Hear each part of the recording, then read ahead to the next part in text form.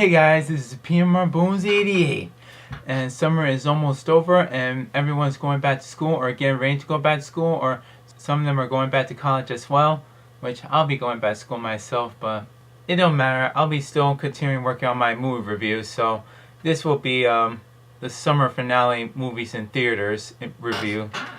So today for my next movie review that I'll be talking about today is Kick-Ass 2. I've been hearing like mixed review of Kick-Ass 2, because some people like this movie, some people didn't really like this film. They would have done better, but it was great. It was non-stop action. It was action everywhere you see is action. But the storyline, however, they could have done better. I mean, they were rushing it for some reason, but I guess because they had to use the storylines from each and every different characters. And mostly they were talking about was Hit Girl. Hit Girl's story was the most, so she probably killed the show, and she was non-stop. But so was Kick-Ass as well. Now Dave Luzinski returns. He wants to be trained. He gets trained by Mindy. He wants to be a superhero again, becoming Kick-Ass once again, but be better.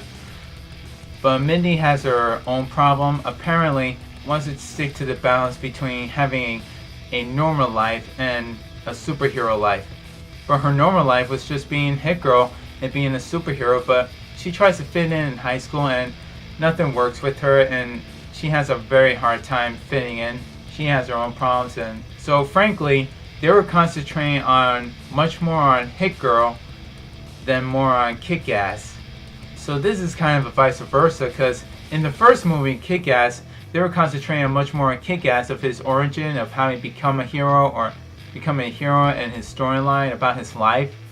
And the second one, this time, is concentrating much more on Hit Girl than less of Kick-Ass. It was kind of based off the graphic novel. I would expect it to be based off the graphic novel, but apparently it didn't. And however, Chris D'Amico returns. He wants revenge on Kick-Ass to what he did to his father. So he was once Red in the first one, but now he is known as the Motherfucker. He creates an evil army, that way he could get Kick-Ass and kill him after Kick-Ass killed his father with the bazooka. But the Motherfucker was not just my favorite villain character. There was also Black Death, but he didn't do much. He didn't do much fighting or killing, but it was only a quick second, and after he got killed by Hit Girl. Spoiler alert, just to let you know. And Mother Russia, she was a badass. But I couldn't tell if she was a chick or a guy, but she was definitely a chick. But talking about a big chick with steroids and muscles, that chick could do anything. She was so wow, like damn. And Jim Carrey playing Colonel Stars and Stripes, he did a perfect role. He did a phenomenal job, but he was really not too enthusiastic with his character, and plus he had this thing of this gun control, whatever he was having issues about. But he should be proud. He should be happy with himself that he did a good job of being Colonel Stars and Stripes and Stars. But apparently I would have seen more of him, like more of a character, or much more of his background story of how he became Colonel Stripes and Stars. I was expecting that, like how he became that superhero. And plus there were other superheroes that were dressing up, and it was all thanks to Kick-Ass. Kick-Ass joins up with this group of superheroes known as the Justice Forevers. He joins up, and that's where he meets up with Colonel Stripes and Stars and all the other heroes, like Dr. Gravity and Night Bitch, Battle Guy, which that was Dave's best friend in high school. He was also in the first one as well, but that was before he became Battle Guy. So with this movie, it was like all action with all the heroes, all the epic action scenes, all the battle scenes, including this big, huge ending action. It was so intense, and I was like so excited with all the action. It was so great. It was so big. It was so huge. It was so successful. But still, they couldn't have done better though, and base it off with the graphic novels, like I said once again. And speaking of graphic novels, I have both of them. I'll show you. So I have this Kick-Ass Kick-Ass the graphic novel.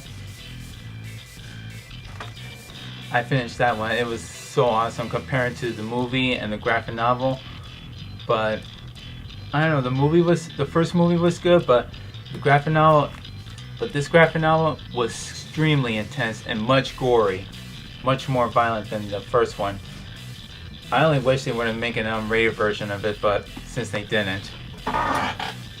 And the second one, Kick-Ass 2. But comparing to the graphic novel and the second one, they could have done better. Like, they couldn't just base it off that and make it much more violent or much gorier. But since they didn't, it kind of disappointed me. But the action scene didn't disappoint me at all. So, just to rate this movie, I would give it a 8.5 out of 10. It was so intense. The action was great, and if you didn't see this, I recommend you guys go see it in theaters. And I cannot wait till this movie comes on comic back and Blu-ray and DVD. And hopefully, I hope they make an unrated version of this one as well.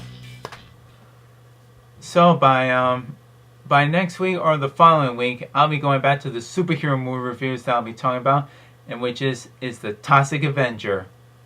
And this is P.M.R.Bonez88 signing off and saying peace!